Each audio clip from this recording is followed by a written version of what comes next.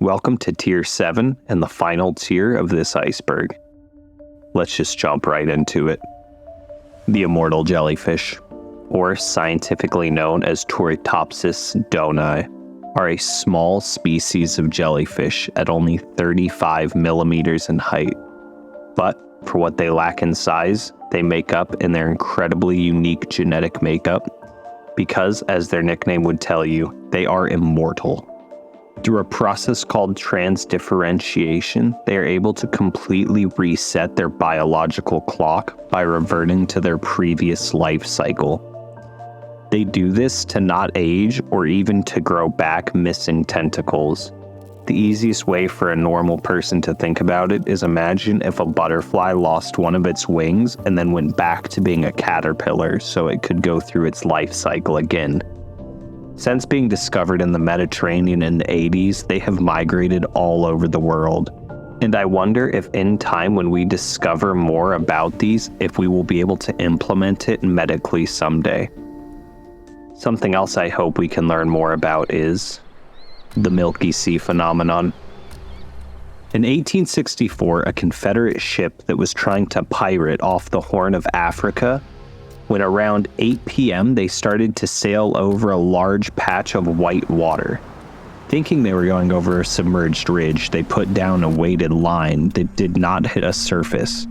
Then they quickly sailed out of those waters. Most had assumed that they were folklore, like when Herman Melville described them as a bad omen in his little-known novel, Moby Dick. It wasn't until 1985 when a Navy research vessel got lucky enough to encounter the phenomenon and were able to get a sample of this mysterious white ocean. After some research, they believed it was an algae colony that had bloomed and died, and then a bioluminescent bacteria was eating the algae bloom. Then, in 2019, a satellite spotted the phenomenon, and it lasted for 45 days and stretched 40,000 square miles, which is roughly the size of Iceland. It has been said that when going over the Milky Sea at night, it is noticeably brighter than normal. Although they do know that the bacteria are what caused this phenomenon, they're unsure how so many can appear in such massive numbers. Maybe one day we'll know, but until then, we have.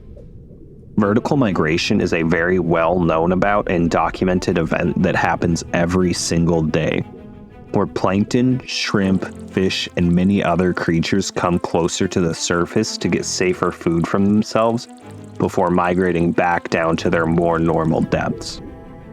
This, on the other hand, is a theory that some believe that as this happens and things begin to migrate up, their natural predators must follow them to get food.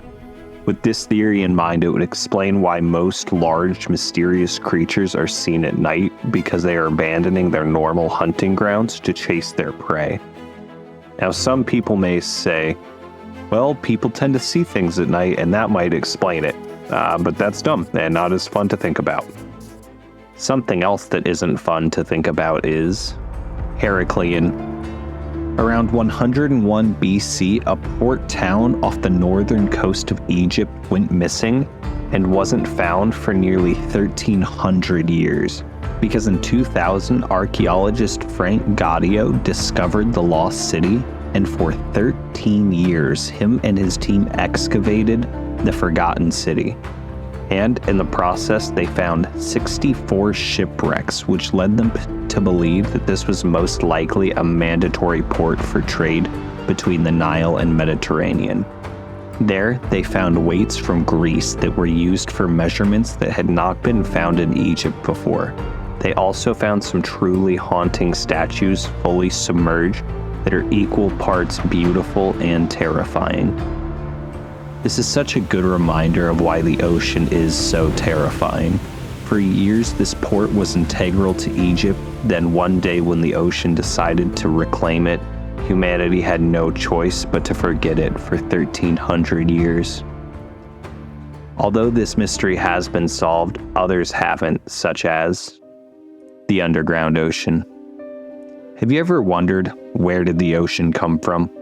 Yeah, me either, until I had to research this.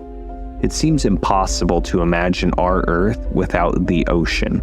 But a long time ago, and I mean a really long time ago, the Earth didn't have water. It was just a sad, ugly rock like the rest of the galaxy. But scientists used to believe that sometime in ancient history, an icy meteor hit the Earth, which created our ocean and brought life to our beautiful blue marble. But more recently, scientists have a new theory. They believe that 400 miles below our Earth's surface sinks ringwoodite, a mysterious blue rock that is full of mineral-heavy water. But in order for this water to escape the rock, it has to go under an enormous amount of pressure, and it basically sweats the water out of the rock. Based on some studies, if this theory and scientists' calculations are correct, then there could be 3 times more water under the Earth's mantle than there currently is in our ocean. Makes one think about the mysteries we didn't even know existed yet.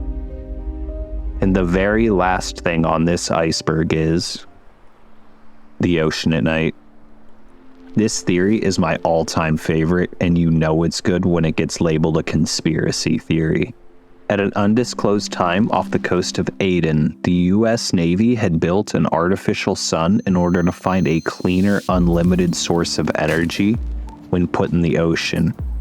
But in 2010, WikiLeaks leaked a document from a Russian general that claimed that the reason that 82 earthquakes had happened off the coast of Aden in the course of 2 days was because of a vortex opened.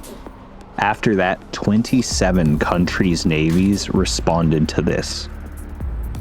Seems weird. The theory is that when they put the false sun into the ocean, due to vertical migration, it caused some extremely large, forgotten monsters to the surface, and the navies had to come dispatch whatever it was. The official story, on the other hand, is that 27 countries' militaries were there in response to some Somali pirates. Look, all I'm saying is I saw Captain Phillips, and 1 Navy SEAL team were able to take out the Somali pirates. I think 27 countries is a bit overkill. I don't know about you, but something smells fishy. But I guess that is common in this profession. Thank you for watching this iceberg. We're glad we could bring this to you and hope that you can find some enjoyment in some of our other videos as well. Please like, comment, subscribe, and share this with a friend who believes in the ocean at night. We make new videos every 2 weeks, so be sure to subscribe and click the notification bell to see those. This has been the world's largest graveyard, and remember, stay safe out there, friends.